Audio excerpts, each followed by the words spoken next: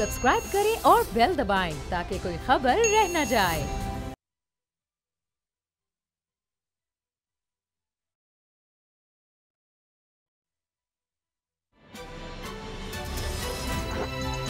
अब पता चला। बिस्मिल्लाहिर्रहमानिर्रहीम, अस्सलाम वालेकुम। मैं हूं मोहम्मद उसामा गाजी और आप देख रहे हैं अब पता चला।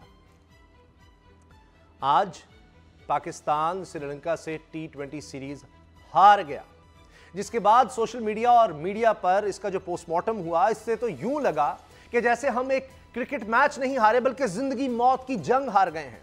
मैच के नतीजे और इस पर अवामी रद्द-ए-अमल को देखकर वजीर आजम इमरान खान की बात याद आ गई, जो उन्होंने एहसास लंगर खाने के इफ्तिताह के मौके पर कही कि लोगों में सब्र नहीं। अभी 13 माह हुए हैं और कहते हैं कहां है नया पाकिस्तान। नए पाकिस्तान में गैस, बिजली, पेट्रोल, डॉलर, हर चीज महंगी हो गई। नान महंगा, रोटी महंगी, आटा महंगा, भूखे पेट तो एक दिन एक लम्हा नहीं गुजरता। वजीर आजम कहते हैं अवाम में सब्र नहीं। अभी 13 माह ही तो हुए हैं। दवाएं महंगी होने से बीमार परेशान हैं। जिंदगी मुश्किल, मौत आसान हुई है। बीमारी की अजियत, तकलीफ, दुख, दर्द का एक एक लम्हा गुजारना मुश्किल हुआ है। फिर भी 13 माह गुजर गए हैं, लेकिन वजीर आजम कह रहे हैं अवाम में सब्र नहीं। सारी तकलीफों, मुश्किलों और अजियत के साथ जीने वालों का सवाल एक और सादा है कि क्या सिर्फ अवाम के लिए ही ये सब्र का लफ्ज है? सब्र सिर्फ अवाम के लिए है? जिन बेसब्रे, जिन बड़े बेसब्रों से सब्र ना हुआ, जिनकी रसाई वजीर आजम और आर्मी चीफ तक थी, इन्हें मुश्किलात से निजात मिल गई, नैब के डर से रिहाई मिल गई, लेकिन ना मिला तो अवाम को कुछ ना मिला। फिर वजीर आजम कहते हैं अवाम में सब्र नहीं। हां, जो सियासत के बेसब्रे हैं वो 27 अक्टूबर के इंतजार में हैं। देखिए इस सियासी मैच का क्या नतीजा निकलेगा, लेकिन दुआ है जो भी नतीजा निकले उसमें जीत पाकिस्तान की हो। अफवाहें क्या हैं, पेशगोइयां क्या और इम्कानात क्या, इसी पर बात करेंगे। सबसे पहले असद खरल साहब, बाबडोगर साहब मेरे साथ हैं। आगाज़ असद खरल साहब से करूंगा। खरल साहब, नैब की कारकर्दगी, ये जो मैंने शुरू में बात कही कि वज़ीर आज़म कह रहे हैं कि जनाब अवाम में सब्र नहीं है, तो जो बेसब्रे ताजिर थे, जो अमीर तरीन तबका था, जिनकी रसाई वज़ीर आज़म तक थी, उनके लिए तो नैब के चेयरमैन ने कह दिया जनाब किसी को नहीं छेड़ेंगे, किसी को फोन नहीं करेंगे, टैक्स के उनके सारे केसेस ही वापस भेज रहे हैं। ऐलान कर दिया उन्होंने, चेयरमैन नैब ने आज, कि जितने बड़े बड़े टैक्स चोर हैं जिन्होंने पाकिस्तान का पैसा खाया है, अब उनको फिक्र करने की जरूरत ही नहीं। खाते जाओ और डिकार भी ना लो, जो मर्जी करते रहो। कमाल है ये। और अवाम के लिए वज़ीर आज़म साहब कह रहे हैं कि जनाब इनको सब्र नहीं है। तो ये जो बेसब्रे अमीर तरीन थे, उनके लिए तो आप ढील दे रहे हैं, उनके लिए तो आपके नरम गोशे हैं, उनके लिए तो सारा कुछ हो रहा है। लेकिन गरीब आदमी अगर कहे जी खाने को रोटी नहीं है, दवाइयां महंगी हो रही हैं, तो वो बेसब्रा हो जाता है। उसामा साहब, बदकिस्मत ये है कि नैब जो इदारा है, इसका मकसद बनाने का ये है कि बड़े चोरों के लिए, मेगा करप्शन के लिए, जिन्होंने अरबों रुपए लूटा, जिन्होंने इदारों से मिलकर लूटा, ये उनके लिए बनाया गया था। वरना फेडरल महकमों के लिए प्रीमियर इन्वेस्टिगेशन एजेंसी FIA मौजूद है, और प्रोविंशियल जो गवर्नमेंट के डिपार्टमेंट, उसके लिए मुतलका सूबों की एंटी करप्शन के इदारे मौजूद हैं। अब नैब का जो बनाने का अगर मकसद है, आपने अरबों रुपए की, जिन्होंने मनी लॉन्ड्रिंग की है, जिन्होंने करप्शन की है, उन लोगों के जिनके खिलाफ क्रिमिनल केसेस चल रहे हैं, मियां मनशा साहब के खिलाफ नैब लाहौर के अंदर केस चल रहा है। खरल साहब, आप एक और इल्जाम लगा रहे हैं। वो तो कह रहे हैं सिर्फ टैक्स जो चोर हैं मनी लॉन्ड्रिंग की बात कर रहा हूं। वो कहते हैं मनी लॉन्ड्रिंग का चीज, आप कह रहे हैं मनी लॉन्ड्रिंग की केसेस खत्म कर रहे हैं। FBR का लेटर मेरे पास जो मौजूद है, जो बशीर खान लिखा, जो अभी चीफ कमिश्नर भी हैं, और DG बेनामी जो बेनामी जो ला है, उस हवाले से उनको आज ही पोर्टफोलियो मिल गया है। उनके दस्तों से मियाँ मनशा को और उनकी फैमिली को एक लेटर लिखा गया कि आपने 9 अरब रुपए की, जो डॉलर को अगर कन्वर्ट करें आज से 2-3 साल पहले की बात है, आपने 9 अरब जो पाक रुपये में बनते हैं, आपने मनी लॉन्ड्रिंग किया Saint James hotel and club. अब मनी लॉन्ड्रिंग का ये प्रोब शुरू हुआ, उस अफसर को तब्दील कर दिया गया। उसके बाद क्या जो FBR का एक बंदा लाइमलाइट पे आता है, क्या उस पर ऊपर एमएसटी हो सकती है? नहीं हो सकती, कानून तो ऐसा नहीं कहता। मियां मनशा जो है, उसके ऊपर रावलपिंडी नैब के अंदर सुप्रीम कोर्ट ऑफ पाकिस्तान का उस केस जो मेगा करप्शन की 179 लिस्ट है, MCB की निजकारी की क्रिमिनल प्रोसीडिंग हुई, मीडिया पे खबरें चली, हेडलाइन चली, अखबारात पे खबरें आई, वो 2 दफा पेश भी हुए क्रिमिनल प्रोसीडिंग के अंदर कि एमसीबी निजकारी जो आपने इलीगल की थी, नवाज शरीफ और इसहाक डार से मिलकर एमसीबी को एमसीबी के पैसों खरीदा। और उसके ऊपर सुप्रीम कोर्ट ऑफ पाकिस्तान जिस केस के अंदर मैं उसमें मुद्दई हूं 100, उसमें बकायदा जस्टिस मकबूल बाकर साहब थे, 3 रुकनी बेंच था। जस्टिस मकबूल बाकर साहब के आज भी मुझे रिमार्क्स याद हैं, रिकॉर्ड पे हैं।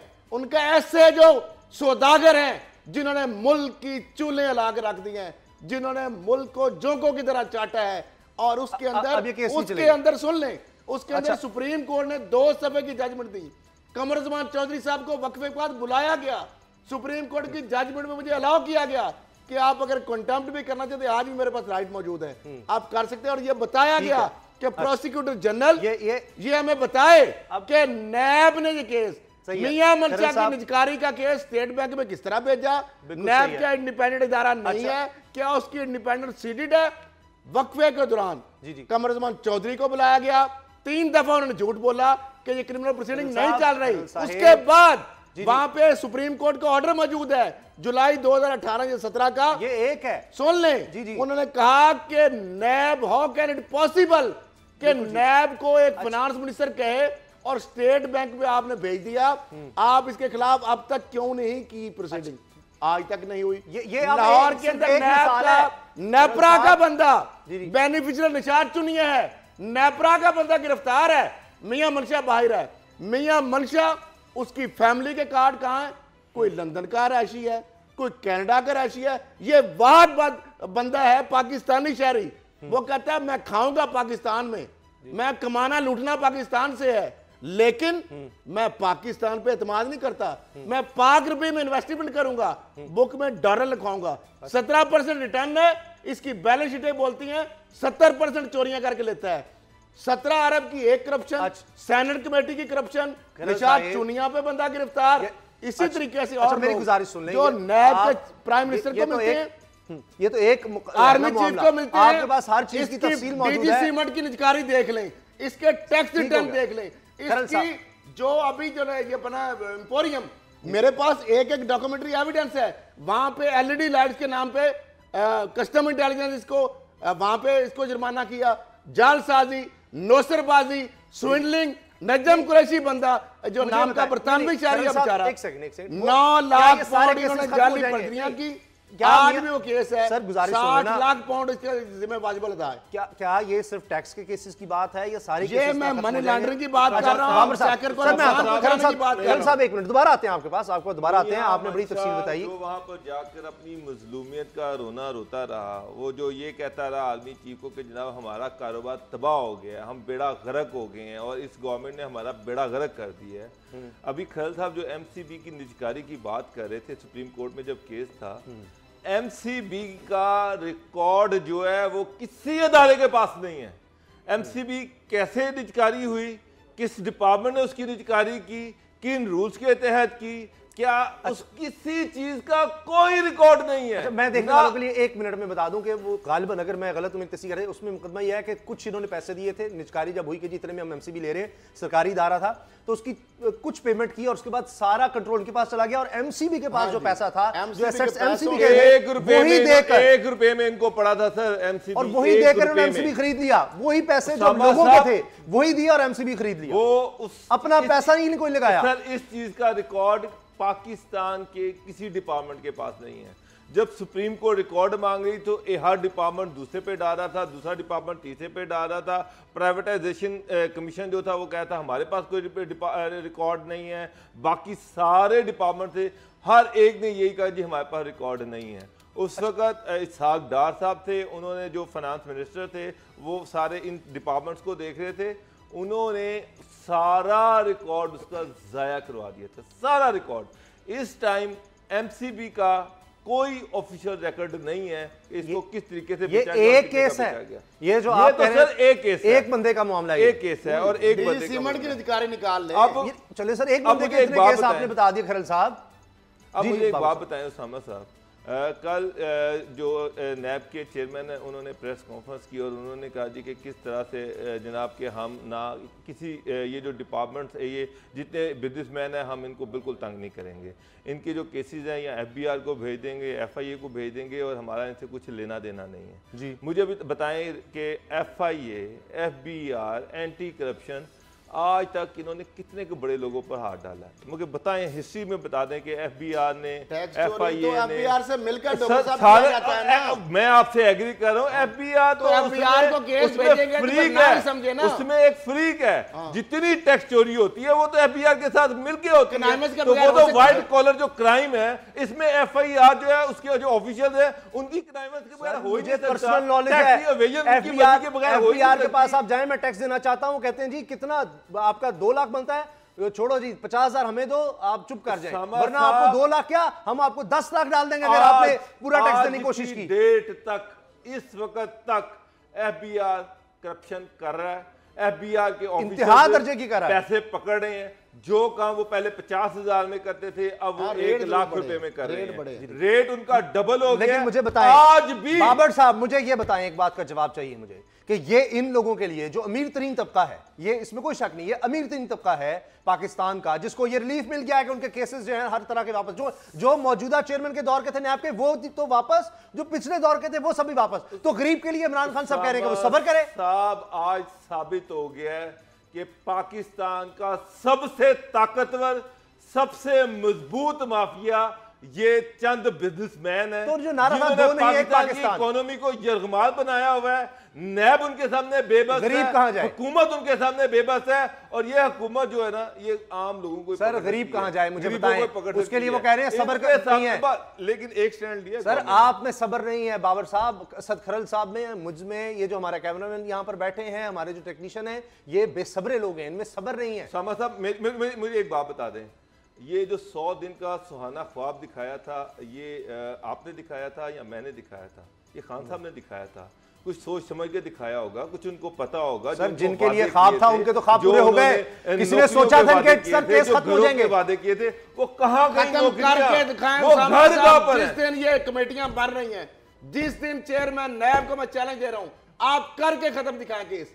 आप मियां मनशा जितने मर्जी आपको तारीफी लेटर लिखे, एक तरफ मियां मनशा के लेटर, अच्छा लेटर मियां मनशा ने लिखा कि नैब बड़ा अच्छा इदारा है, तारीफों के पुल बांध दिए, लेकिन हिपोक्रेसी देखें, जब आर्मी चीफ के पास जाते हैं तो नैब के खिलाफ जो ये गलत बयानियां हैं, बेबुनियाद अच्छा एक मिनट एक सवाल है, सर बड़ी मुख्तसर, मुझे सिर्फ इतना बता दें कि नैब के चेयरमैन ने कल जो अनाउंसमेंट की है किस कानून के तहत की है, कानून में कौन सी तब्दीली हुई है जिसके तहत उन्होंने कहा कि हम इन लोगों को हाथ नहीं लगाएंगे, और क्या ये इलीगल अनाउंसमेंट नहीं है? क्योंकि नैब के लॉ में तो कोई अमेंडमेंट नहीं हुई, तो नैब के चेयरमैन को किसने अख्तियार दिया है वो इस तरह की स्टेटमेंट दें? जो बंदा करोड़ों रुपए का वकील कर सकता है, कानून उसके घर की बांदी होती है, और ये अरबोंपति लोग हैं, वो लिख लिया, वो किस कानून को पूछते हैं? चेयरमैन नैब का वो समझते हैं इस्तेकाक है कि ये तो फिर वही कानून मकड़ी का वही जाला है कि गरीब जो है छोटा मोटा तो यही है खरल साहब, आज साबित हो गया वो उसमें फंस जाएगा। अच्छा, और जो बड़ा जो जानवर है, जो बड़ा माफिया है, वो फाड़ के निकल जाएगा। आप एटीएम की चोरी करेंगे तो पुलिस आपको तशद्दुद करके मार देगी, और आप जिस तरह सलाउद्दीन का बेचारा, और आप अरबों रुपए खरबों रुपए डकार दें, और सारा मुल्क सारे कवानीन आपके सामने बेबस। एक और साहब हैं, बहुत बड़े सियासतदान हैं, उनके साहिब सरवत हैं, वो भी काफ़ी पैसा है उनके पास, लेकिन उनके भी अपने मसाइल हैं, और वो चाह रहे हैं कि वो मसाइल लेकर वो 27 अक्टूबर को इस्लामाबाद पर धावा बोल दें। अब उनके जो मसाइल हैं वो किस तरह से हल होंगे, पहले हम एक रिपोर्ट देखते हैं कि अब उसमें क्या डेवलपमेंट हो रही है, फिर इस पर बात करते हैं। असद खरल साहब, क्या होने जा रहा है? मौलाना फजलुर रहमान साहब तो डटे हुए हैं, लेकिन अब बिलावल भुट्टो, असफंदियार वली, नून लीग, ये सब सोच रहे हैं, अभी तक खबरें आई हैं कि जलसे में शरीक हो जाएंगे, लेकिन जो ही धरने की तरफ मामला बढ़ेगा तो पतली गली से निकल जाएंगे। कभी इखलाकी हमायत की बात आती है, फिर उसके बाद कि APC, फिर डेंगी का बहाना बनाया जाता है, फिर शहबाज शरीफ कहते हैं मुझे निकालो, उसके बाद अक्टूबर से नवंबर की बात होती है, बिलावल भुट्टो जरदारी साहब कहते हैं कि APC बुलाई जाए, मामला ये है कि धरने में नहीं मार्च में शिरकत करेंगे।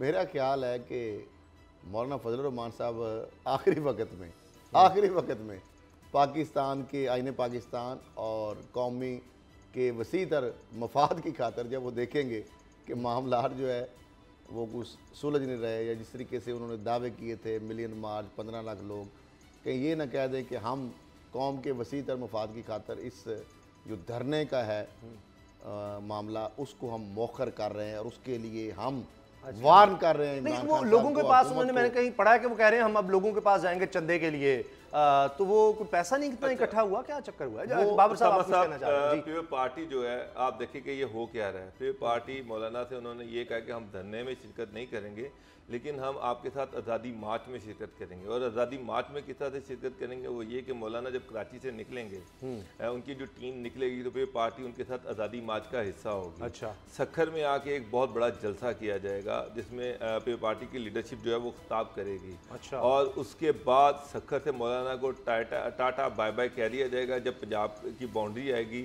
और पीपल पार्टी का मार्च जो है वहाँ पर ख़त्म हो जाएगा। उसके बाद पंजाब में मौलाना का इस्तकबाल जो है पंजाब पुलिस करेगी, और वहाँ पर आपको पता है जो सारा कुछ होना है वो होगा। बाबर साहब नहीं, तो, मैंने कहीं पढ़ा है कि हुकूमत कह रही है कि शायद इनको जाने देंगे, रुकावट नहीं डालेंगे। साहब मेरा नहीं ख्याल कि गवर्नमेंट ये सिंध वाला जो तमाशा किया है गवर्नमेंट साहब, एक इसमें मैं आपको एक और मजेदार चीज बता दूं। जरूर सर। कि जो बार बार ये बात की जा रही है कि तो उसमें एक अहम चीज है, अहम इंकशाफ ये है कि PMLN के अंदर परवेज रशीद ने भी धरने में शिरकत की मुखालफत कर रही है। परवेज रशीद भी?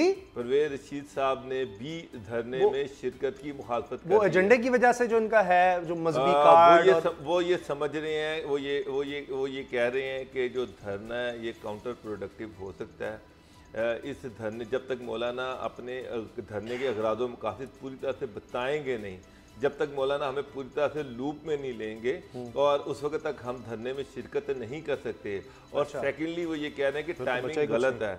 परवेज रशीद भी कह रहे हैं कि टाइमिंग गलत है, 27 तारीख ठीक नहीं है, इतने दिनों में हमने उससे पहले जलसे करने हैं, वर्कर को मोबिलाइज करना है, और ये इतने शॉर्ट पीरियड में पॉसिबल नहीं है। तो और सेकेंडली चले ठीक है, हम आप सिर्फ एक लॉन्ग मार्च करते हैं तो हम उसके साथ हैं, लेकिन अगर आप वहां पर धरना देना चाहते हैं तो PMLN उसके लिए अभी तक तैयार नहीं है। तो इसका मतलब ये कि PMLN के वो लोग जो थोड़े से रिजिड थे, जिनके बारे में ये था कि वो शायद धरने में शिरकत के हामी हैं, ख्वाह हैं वो, और प्रेशर ग्रुप था, वो भी अब अपने स्टांस से पीछे हटना शुरू हो गए हैं। अच्छा। तो PMLN हो सकता है कि अखलाकी तौर पर इस धरने को सपोर्ट करे, इस मार्च को सपोर्ट करे, लेकिन धरने में PMLN कतन जाने को तैयार नहीं। पहले आपने मुझे वही सवाल करके लाजवाब कर दिया था कि अखलाकी सपोर्ट क्या होती है, अब आप कह रहे हैं कि अखलाकी सपोर्ट भी, अखलाकी सपोर्ट आपको बता दी है, पीपल्स पार्टी जो अखलाकी सपोर्ट करेगी वो बता तो दी है। कराची से वो निकलेंगे,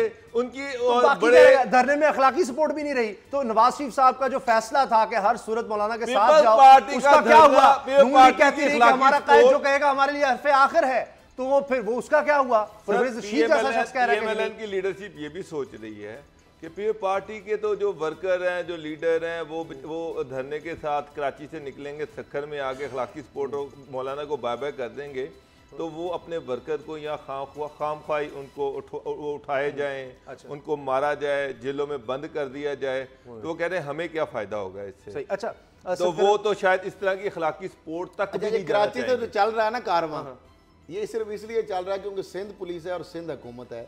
मेरा ख्याल है वो क्वेश्चन देंगे कि मौलाना साहब अपना जो है ना, और सर यही तो अखलाकी सपोर्ट का मतलब है कि सिंध के अंदर ही सपोर्ट होगी, ताकि हाइप क्रिएट हो, मौलाना साहब के लोग हों, वो वहां पे सारा कर करा के, और उसके बाद मौलाना साहब देखें कि मैं बड़ा कुछ कर सकता हूं, लेकिन अभी मैं एक दफा कौम के वसीत और मफाद की खातिर, और वहां तक मजहबी कार्ड नहीं इस्तेमाल करेंगे। मेरा ख्याल है वो अब ये डिपेंड करता है ऑन सर्कमस्टांसेस। मौलाना ने होना ही नहीं। अच्छा साहब, सिंध में मौलाना ने कहाँ होना है? मौलाना तो इस्लामाबाद में रोपोश हो जाएंगे, वो तो एंड पे जब सारे पहुंच जाएंगे वो आखिर में अपना चेहरा आखिरी वक्त तक अभी अपनी स्ट्रेटजी जाहिर नहीं कर रहे। आपको भी लगता है कि हुकूमत रोकने की कोशिश करेगी? देखिए, हुकूमत तब रोकने की कोशिश करेगी जब उनकी इतनी वर्थ होगी, इतनी ज्यादा क्या बात करें खरल साहब, इतने उनके वर्कर, इतना पैसा, इतने मदारिस, ऐसे तो नहीं है मदारस। देखिए बार बार हम मदारस की बात कर रहे हैं, मेरा नहीं ख्याल कि गवर्नमेंट अलाउ करेगी। और मौलाना फजल रहमान की तकरीर आपको याद होगी कि ये जगह जगह जो धरने लगा के बैठे हैं, रियासत किधर है, और ये इनको उठाया जाए, अब पाक क्या किया जाए सर, इस्लामाबाद। वो तो थानों पर हमले की वो बात चीजें कर रहे जो हैं, हैं, वो कहते हैं हर जगह लड़ाई होगी, वो हाँ। लफ्ज इस्तेमाल कर रहे हैं कि जगह जगह लड़ेंगे, तो क्या पूरे रियासत पाकिस्तान जो में हम है लड़ेंगे। अगर इस तरह की बातें करेंगे तो क्या रियासत खामोश रहेगी? अच्छा बाबर साहब, एक क्या सवाल इमरान देखिए, खान सर, साहब ब्रेक हो की जाएगी। जो KPK की पॉलिटिकल पीटीआई की मार्क्स हुकूमत होने है, चाहिए, मैं उसको पॉलिटिकल नून लीग मार्क्स जाने के दीजिए। हक में हूँ, लेकिन जो तरीकाकार मौलाना अख्तियार कर रहे हैं ना, ये कोई तरीकाकार नहीं है। किसी भी मुल्क में, किसी भी जमहूरी मुल्क में ये तरीकाकार नहीं होता कि अगर आपके मदारिस में 50,000 स्टूडेंट आप उनको ला के बैठा दें। इस तरह तो फिर कोई गवर्नमेंट चल ही नहीं सकती। जिसके मदारिस होंगे सारे पॉलिटिशियन मदारिस बनाना शुरू चाहे कर उसकी दें, 400 में से जिसके 2 सीटें मदारिस हों। होंगे वो जाके वहां पर वो गवर्नमेंट को ओपन कर 350 देगा। असेंबली की तो सीटों में से 2 सीटें उसके पास होंगी, इतने ही होते, 2 4 2 4 सर मौलाना 5 साल से ज्यादा मौलाना की कभी सीटें रही नहीं देखिए, है। मुझे ज्यादा- सारी एक- बातें एक छोड़े एमएलए उसामा मतलब साहब, ये है कि वो इस्लामाबाद हाउस ही हाईकोर्ट पलटा दे। इस्लामाबाद हाईकोर्ट एमपी लेता है ना सर, इस्लामाबाद तो लाख अगर वो हाईकोर्ट बंदा ले आता है, इसमें अहम उसका बात मतलब है है फिर खत्म कर। इस्लामाबाद हाईकोर्ट की जजमेंट और सुप्रीम कोर्ट ऑफ पाकिस्तान की जजमेंट, उसका क्या करेंगे? सर जो वो तो फिर धरने मैं खादम कहना नहीं रिजवी चाहता साहब, सर, तौहीन अदालत जो ना हो जाए। अलामा यहाँ तो खादम फैसलों में रिजवी लिख दिया जाता है, साहब के एजेंसियों को धरने के ऊपर जो 2 जजमेंटें आई जी। हैं जिस पे हुकूमत को ऊपर एक्शन लेना पड़ा, उन जजमेंटों का क्या करेंगे? सर वो फिर सुप्रीम एजेंसियों पे कोर्ट इल्जाम ऑफ आ जाएगा पाकिस्तान कि मौलाना का और जलसा इस्लामाबाद है, हाई कोर्ट एजेंसियों ने के- करवा दिया। मौलाना नहीं, देखिए, मौलाना एजेंसियों ने की बात जलसा नहीं है। करना है। सर, और हम इल्जाम लगता जलसा है। करें, जब आप धरना लाखों होता है, लोग इल्जाम लेके एजेंसियों पे आए, लग जाता है। लेकिन आप ये अगर पहले से बयान दे रहे हैं और स्टूडेंट को मदारस को लेके आए और कहें जी हम ईंट से ईंट बजा देंगे, तो फिर तो नहीं, सीधी सीधी इस- बात इस है। दफा- नहीं, सर, तो ये- बेटा ये एक- दुनिया एक- की कोई सर, मुझे सियासत एक की बात बात बताओ, नहीं नहीं, कोई एक तैयार सेकंड। नहीं है। ये अब इस दुनिया की दफा कोई इस रियासत दफा की बात अगर करते कौन और जिम्मेदार होगा, आज हर एक का राइट सर है। कौन जिम्मेदार होगा अगर इस दफा मैं फिर मोहतात हूं, मैं फैसलों पर तनकीद इस तरह नहीं करना चाहता कि अगर फिर एजेंसियों को बदनाम कर देने की कोशिश कीजिए, वो तो पहले ही कर रहे हैं। मौलाना साहब का तो काम ही यही है, वो तो एजेंसियों को बदनाम कुछ लोग मखसूस यानी ग्रुप कोई हैं। धरना करे इल्जाम जो एजेंसी पे लगा अभी दो कि ये नवाज धरना शरीफ करा साहब ने जो नजरसानी की अपील डाली है, क्या मकसद है उसका? है।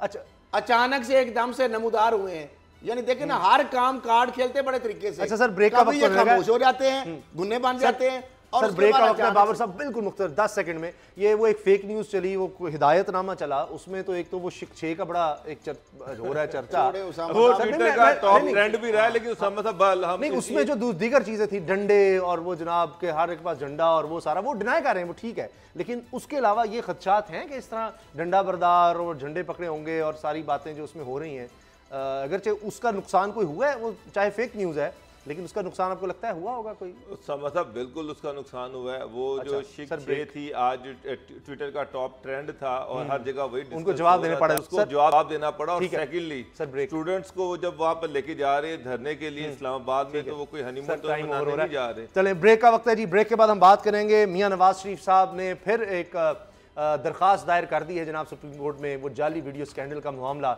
इसमें होगा क्या? असद खरल बाबा साहब से बात होगी इस ब्रेक के बाद।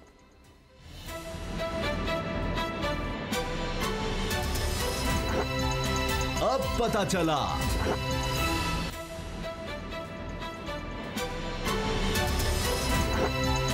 अब पता चला।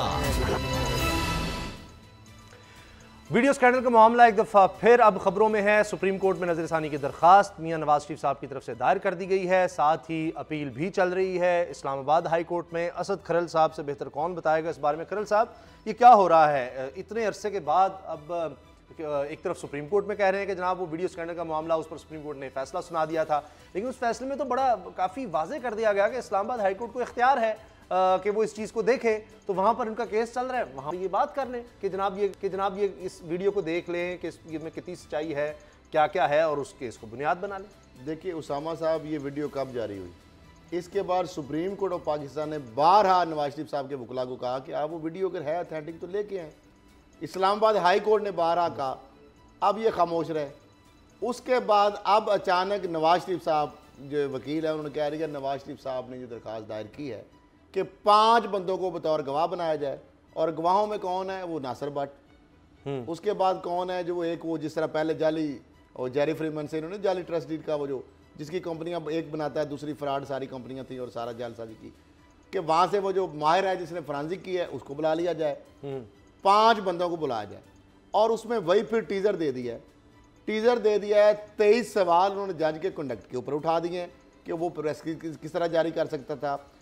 उसने तरले करके नवाज शरीफ के पास आया, और साथ ही उन्होंने कहा कि उसने कुछ हसास नौयत की मालूमात कुछ अहम इदारों की शख्सियात के हवाले से मुझसे शेयर की। अच्छा, कि इन लोगों के दबाव में आकर मैंने फैसला किया, और वो उसने कहा जी मैं अपने ज़मीर की माफ़ी मांगना चाहता हूँ। तो मामला ये है उसामा साहब, ये फिर एक वही कीचड़, वही गांधी डॉन लीग्स 1 2 3 ये मामला चल रहा है। कभी ये खामोश हो जाते हैं, कभी ये एग्रेसिव होते हैं, कभी ये वीडियो पेश जब मौका आता है नहीं करते। 3 इनके बंदे आपने देखा कि वो किस तरह उनको बेगुनाह करा लिया। वही बंदा जो नासिर जंजुआ, जो मिड जैक हाउस है जो मारगला पे, जहाँ पे कमरुज़्ज़मान चौधरी बैठ के कच्चे रेफरेंस बनाए गए, जो बंदा अरशद मलिक को कहता था कि आपको हम लगवा रहे हैं लिहाजा हमारे केस बनाए, जो मुलाकातें करता है, एतराफ़ भी जज करता है कि इनसे हमारे हैं। नासिर भट्ट साहब, वही खुरम, वही माहिर जिलानी, उनको FIA हेडक्वार्टर रखा गया। PVI अब आ जाएंगे जी। ये पैदा है कि वो जब वहाँ ये पे खुद उन्होंने कहा लेके गए हैं, खुद उसमें फ्रीक उन्होंने बने कहा और ये वहाँ पे चाह वो रहे हैं, जो तो नासिर भट्ट अब आएगा, हाई अगर कमीशन बाबर साहब से वीडियो कॉल करें जी। बाबर साहब आपको क्या लगता है क्या होगा इस केस में? ये दोनों तरफ से जो अपील में भी क्या हुआ है और सुप्रीम कोर्ट में ये जाली उसामा साहब PMLN जो चाह रही थी वो अब बिल्कुल क्लियर हो गया है कि जिस तरह से ये जज साहब जो हैं यहाँ से ये भी चीज़ें सामने आ गई कि जज साहब ने जब ये अपनी वर्डिक्ट दी थी तो 2 दिन पहले उन्होंने ये जो वर्डिक्ट थी ये PMLN के साथ शेयर भी की, डिस्कस भी की और उनको इत्मीनान में लेके ये फैसला दिया, तभी एक में रिहा किया। जी, ये चीज़ें भी सामने आ गई हैं। जज की अपॉइंटमेंट किस तरह से हुई वो भी चीज़ें आपने सामने आ ब्रेक चुकी की थी हैं। सारी। तो सर सारा कुछ सामने आ गया कि जज को इस्तेमाल करके इस केस को कंट्रोवर्शियल करना था और PMLN जो है वो इस केस को कंट्रोवर्शियल बना रही है और उसमें उन्होंने बड़े तरीके लेकिन बाबर साहब ये पहले दिन से हो रहा है कि जलसों में जाओ, जलसे करो, प्रेस कॉन्फ्रेंस करो और बदनाम करो, धमकियां दो। उससे कानून तो उससे नहीं कुछ हिल सकता। कानून तो कानून है, उसका जवाब तो अदालतों में ही कानूनी तौर पर रिलीफ मिल सकता है। तो इस तरह से तो नहीं मामला चल सकता। अब मेरा एक सवाल है सर, नासिर भट्ट साहब जिन्होंने वीडियो बनाई थी और जिन्होंने जो कि इस केस के मरकजी खेल हैं, जो खिलाड़ी हैं, वो अब उनको इन्होंने फ्रीक बनाया है। तो नासिर भट्ट साहब पाकिस्तान आएंगे? अभी तक तो नहीं आ रहे, वो इनकार कर रहे हैं। नून लीग भी कह रही है कि वो नहीं आए। अब ये ड्रामा तो ये अगर वो पाकिस्तान कोर्ट में जाके वो अपना उनको रिलीफ दिया जाएगा, उनको प्रोटेक्शन दी जाएगी, लाजा इसलिए उनको बुलाया जाएगा वहां पे उसमें आई। अच्छा, मरियम साहबा का फोन जनाब डे केयर सेंटर में जी जो मैंने तो बात आपने कहा उस वक्त आप मजाक समझ रहे थे, वो फोन पकड़ा गया है वहां से, किस तरह पकड़ा, किस इदारे ने पकड़ा और ये किस तरह उनके पास फोन कॉलें होती रही। और फिर अब जो लेडी कांस्टेबलों के ऊपर मामला डाला जाए, नैब की ऑलरेडी टीम एक हेडक्वार्टर से आई हुई एक अफसर के लिए तहकीकात के चेयरमैन नैब। चलिए एक और बड़ी खबर आ गई है जी, फोन भी मरियम साहिबा जो डेयर केयर सेंटर जब नैब में थी। अच्छा, खरल कहानी का वक्त हो गया है और एक बड़ी खबर जो खरल साहब लेकर आए थे, पाकिस्तान में भुलाई नहीं जा सकती इतनी बड़ी करप्शन की दास्तान और फिर वीडियो भी सारी अंदर घर की गाड़ियों की और वो सोना पैसा उसमें पेशरफ्त भी है। खरल साहब क्या हुआ है? अभी मुकर गए जनाब, उन्होंने कहा मेरा तो है ही नहीं। उन्होंने कहा जी हम 8 भाई थे, उनकी गाड़ियां हैं, जबकि उनके नाम असला है, उनके थंब इंप्रेशन है, उनके मतलब बाकायदा हाथ लगा के उनके पास पासवर्ड थे, सारा हमने दिखाया, पूरी दुनिया ने देखा। असला उनके नाम पे निकल रहा है, बंगले उनके नाम पे निकल रहे हैं, चाइना कटिंग के जो सरगना थे, बाग इब्ने कासम के साथ जो पोलो ग्राउंड है उसकी 12दरी का जाली सौदा किया है। फिर KMC फंड से जो बनी 12दरी के नीचे पार्किंग निजी होटल को उन्होंने दी, तारक रोड झील पार्क की राजी, ये भी सियासी रहनुमाओं के दोस्तों को लाट की। फिर हिल पार्क राजी पर अरबों के 42 जो 42 बंगलों की ज़मीन अलाटमेंट, ये भी लिया कायम खानी। अब कायम खानी तो बड़ी एक कौम है, कौम का इसमें इंडिविजुअल अगर कोई निकला है तो पूरी कौम को उसमें ब्लेम। दूसरी तरफ जनाब खुर्शीद शाह साहब के दामाद और भतीजे जो हैं उन्होंने भी कहा कि मैं भी पीछे नहीं हूँ, किसी से कम नहीं हूँ। सूबाई वज़ीर जो ट्रांसपोर्ट है सैयद अवैस शाह, उनके महकमे की जो नैब ने इंक्वायरी अभी शुरू की है माशाल्लाह। मदनियात की चुंगियों में करोड़ों रुपए की गैर कानूनी टैक्स की वसूली है। 2 उनके पेट्रोल पंप निकल आए हैं, 2 फ्लोर मिले हैं, राइस मिले हैं, आइस फैक्ट्री है, अब ये इनके मालिक बन गए हैं। वैसे आके defence Karachi, Bahria town Karachi, Islamabad, Dubai में शॉपिंग मॉल, विलाज जो हैं वो भी निकल रहे हैं। उन्होंने तमाम जायदादें, उन्होंने भी ज़्यादातर जो है बेनामीदार ज़बरदस्त खान महर के नाम, इनके ठेके फिर कितने महर खान को इनको दिए गए। अवैस शाह तहसील ज़िला साले पट में 1500 एकड़ ज़मीन, 3 करोड़ मालियत की गाड़ी के भी मालिक हैं। अब ये चूँकि खुर्शीद शाह साहब के दामाद भी हैं और सुसर भी हैं और उनके नक्शे कदम पर भी चल रहे हैं, ज़्यादा असासे उनके भी बेनामी हैं। फिर उसी तरह पीपल्स पार्टी के साबिक सूबाई वज़ीर जो सिंध में अजब करप्शन की गजब कहानियाँ निकल रही हैं, सूबाई वज़ीर खेल जो है MNA घोटकी से, जो नून पीपल पार्टी के सरदार मोहम्मद बख्श माहिर, उनके खिलाफ भी नायबा मुतरक हो चुका है। सैकड़ों एकड़ 238 एकड़ अराजी उन्होंने गैर कानूनी तौर पर अपने भाई जो बंगल खान माहिर हैं उनके नाम मुंतकली। बंगल खान माहिर जो इस वक्त सूबाई वज़ीर खेल हैं, पहले वज़ीर सिंध भी रहे मुराद अली शाह के साथ, और साथ जनाब बुज़दार साहब और जहांगीर तरीन साहब की री एंट्री हुई है। आज 5 से 6 घंटे 7 और 8 क्लब में लंबी लंबी मीटिंगें चलती रही। जहांगीर तरीन साहब, बुज़दार साहब और किचन कैबिनेट नुमान लंगड़ियाल साहब, समीउल्लाह चौधरी साहब, मियाँ असलम इकबाल को भी बाद में बुलाया, और ताहिर बशीर चीमा, असद खोकर, राजा बिशारत भी नहीं थी उस वक्त, जवार हुसैन बड़ाच, आशम जवां बख्श, अजमल चीमा, 11-12 लोग। एक सब्तैन खान को वापस उनकी जो मिनिस्ट्री हैं 3 वो मिल रही हैं, जंगलात, वाइल्ड लाइफ और फिशरीज़। शायद राजा बिशारत से जो सोशल वेलफेयर लेके फैज़ल हसन चौहान को दी जा रही है। असद खोखर जो है, जिनके बारे में इमरान खान साहब के पास चीज़ें पहुंची, वो 5 क्लब बंद हुआ, सील हुआ।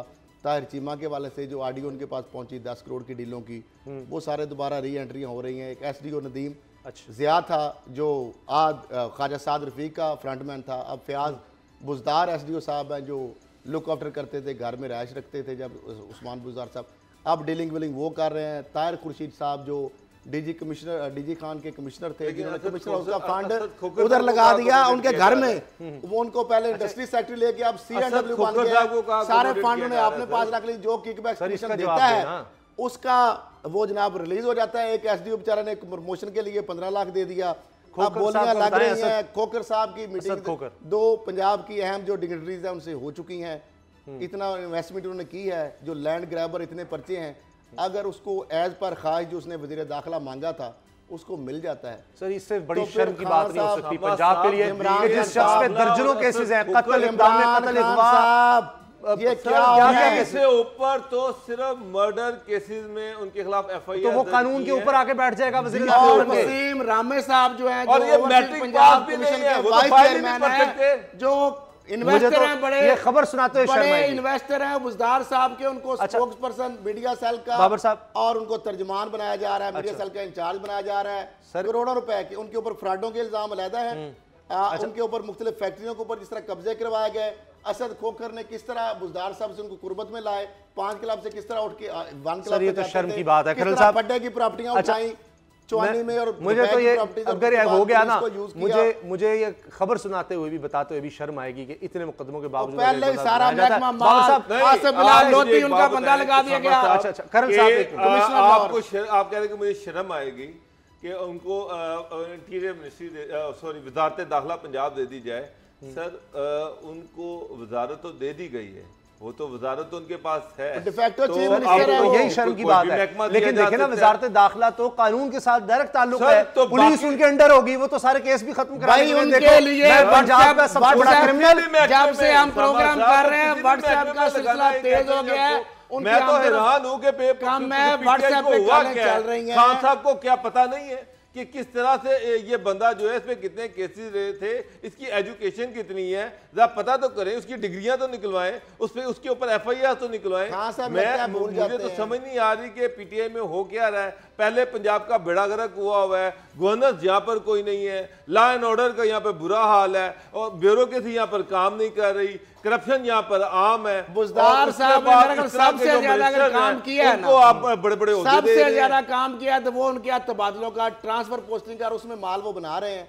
इसके अलावा जो उनके फार्म हाउस हैं, प्लाट हैं, जो उनके फ्रंटमैनों पे नाम पे, उनके जो जहां जेब साहब जो उनके 7 क्लब पे, खान साहब ये कह रहे हैं, फिर खान साहब ये कह रहे हैं कि अवाम इतनी जल्दी बेसब्र क्यों हो गई है, अवाम थोड़ा सा सब्र करे।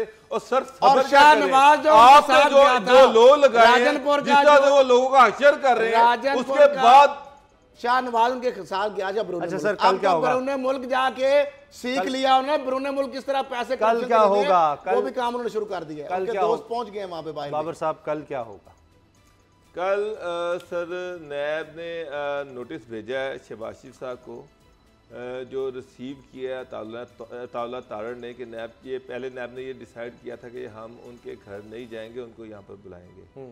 लेकिन नैब, मुझे लग रहा है कि नैब ही अब यू टर्न मार रही है, तो नैब ने फिर कहा कि जी हम आपको घर विजिट करेंगे और आपको इन्वेस्टिगेट करेंगे बेनामी केसेस में। तो अब देखें शहबाज शरीफ की कमर दर्द का भी इशू है, और देखें कि कल ये इंटरव्यू होता है या नहीं होता, क्योंकि खासे अरसे से ये इंटरव्यू पेंडिंग चल रहा है। पहले शहबाज शरीफ साहब को नैब ने बुलाया, वो कमर दर्द का बहाना करके वो नहीं गए। उसके बाद नैब ने आना चाहा तो उस वक्त भी कमर दर्द थी, उस वक्त भी वो नहीं आ सकी। तो कल 50-50 है, मेरे चूहे के मुताबिक तो 50-50 है। खिरल साहब, कल अब क्या होगा, मैं समझता हूँ कि जिस तरीके से ये चीज़ें चल रही हैं, कुछ और तो बदले होंगे। DPO की एक फहरिस्त बन रही है, बुजदार साहब के एक फुफा जी हैं तैमूर खान, जो रहीम यार खान की अभी सीट खाली है, वहाँ पे भी उन्होंने लगाना अपनी मर्जी का बंदा। पहले उन्होंने एक्टिंग चार्ज अपने फुफा को दिया था, मर्जियां चलनी है। तो ठीक है जी, कल भी इस तरह ट्रांसफर पोस्टिंग की एक लूट से लगेगी। SDO और एक्सीएन और ओवरसीज के अच्छा जी, प्रोग्राम का कैसे चल रहे हैं, खत्म हो रहा है। कल के बारे में मैं अर्ज कर देता हूँ कि कल उमर अकमल और अहमद शहजाद इनका फैसला होगा, और मुझे नहीं लगता कि अगले मैच में ये होंगे। और एक दफ़ा फिर बड़ी मायूस कुन कारकर्दगी ने दिखाई, और पाकिस्तान T20 सीरीज़ हार गया। एक ऐसी टीम से जिसके बारे में कहा जा रहा था जनाब ये तो फिर रेलू कट्टे आ गए हैं, तो उसके बारे में भी आप देखें कि श्रीलंका की टीम से, जो उनकी फर्स्ट ईयर टीम नहीं हम कह सकते, टॉप टीम नहीं कह सकते, उससे हार गए हैं। और बाबर साहब की मुझे बात याद आ रही है, मुहिब वतन आदमी है, तो हुब्बुल वतनी में उन्होंने शायद कह दिया था कि पाकिस्तानी सीरीज़ जीत जाएगा, लेकिन बाबर साहब देख लें, आपको पता है फिर उमर अकमल हों और अहमद शहजाद इतने अरसे बाद आए, तो उन्होंने मायूस कुन कारकर्दगी दिखानी थी, और भी टीम में अच्छा कारकर्दगी नहीं दिखा सके। सारा मलबा आ जाएगा बेचारे मिसबाहुल हक पर। तो उम्मीद करते हैं कि आगे पाकिस्तान बेहतर कारकर्दगी दिखाएगा। इजाज़त दीजिए, अल्लाह हाफ़िज़।